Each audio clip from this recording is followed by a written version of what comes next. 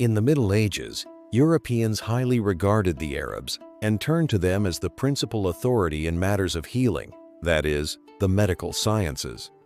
As previously mentioned, they founded major universities in Italy, Salerno, Naples, Bologna, and Padua, as well as the University of Montpellier in France. All of these institutes and universities taught Tibb-ul-Akhlat, which is humoral medicine. Tibb-ul-Akhlat, or humoral science, did not simply come down to knowing a few herbs. It had specific foundations, and these foundations were highly extensive. Hippocrates said, "A whole lifetime is not enough to study medicine." The reason for this is that there are thousands of different plants. Therefore, physicians of the past studied for 15 years to immerse themselves in science and become skilled in the art of healing, unlike what some imagine, thinking that one can get by with superficial knowledge. In Europe, medical committees existed, and their foundations were also rooted in humoral medicine. In the 14th century, a man named Francesco Petrarch emerged. His desire was to break the Arabic control and oversight of medicine in Europe. He attacked the physicians of his time who adhered to humoral science. These attacks were fierce and persistent. Petrarch called for abandoning Arabic books and returning to the works of Hippocrates and Galen. However, at that time, Europe was in a state of severe decline, economic, cultural, and educational. Therefore, his ideas fell on deaf ears. Nevertheless, it was precisely then that Europe began its gradual emergence from decline and a rise driven by industrial changes, which helped weaken the dominance of humoral medicine. Later came Paracelsus. He famously burned the books of Galen, Avicenna, Ibn Sina, Ibn al-Nafis, and others. He stated, "We want our own medicine here, one that suits us in Europe. We do not want to return to humoral medicine." Yet all these attempts remained unheeded until the microscope was invented. With the advent of the microscope, a shift in the understanding of medicine began. This was especially tied to Louis Pasteur, a French chemist. While observing the fermentation process in the wineries of northern France, Pasteur noticed moving particles under the microscope. He considered them living organisms and named them microbes. In his view, it was these particles that spoiled the wine and caused fermentation, and they could also spread through the air.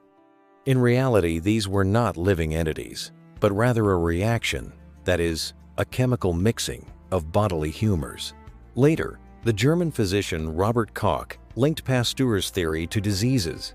He asserted that it was microbes that caused illnesses. Thus, Pasteur's theory established itself as the foundation of modern medicine. Although, as noted, this could have been explained differently, not by microbes, but by changes in the humors and their improper mixing under the influence of internal or external factors. A similar phenomenon can be seen in the example of milk. Initially, it was believed to sour due to external bacteria. However, it later became clear that the curdling is tied to the internal process of lactic acid formation, particularly when interacting with heat. This fully aligns with humoral medicine, which explains such changes through both external and internal influences. Thus, the evolution of medical views in Europe progressed from recognizing humoral medicine as the foundation of education to its gradual displacement by the germ theory of Pasteur and Koch.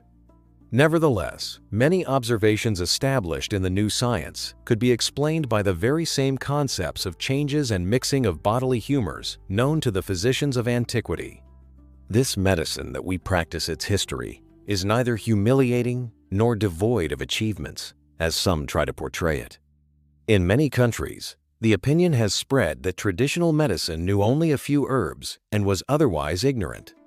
It is said that people were treated only with herbs, that this was unsuccessful. People died by the thousands, and the average life expectancy was around 40 years.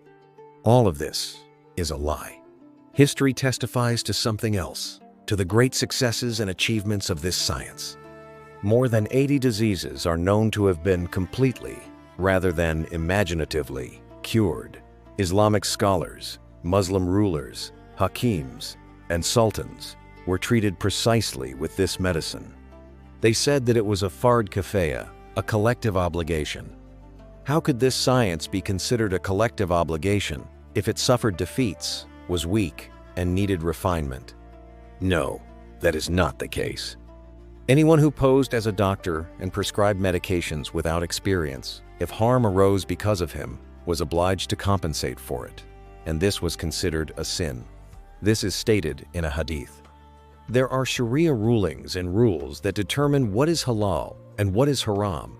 If this medicine had been a failure, a loss, and if this had been unclear, it would have been treated differently. But that is not the case.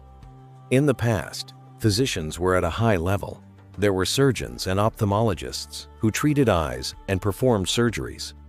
Medicines among Muslims were not limited to herbs. Minerals, stones, animal parts, and chemical substances were used. All of this was applied according to rules based on revelation. Muslims of the past achieved a high level in the healing arts. There were clinics and hospitals where treatment was free of charge. Responsible people cared for these places and supported them.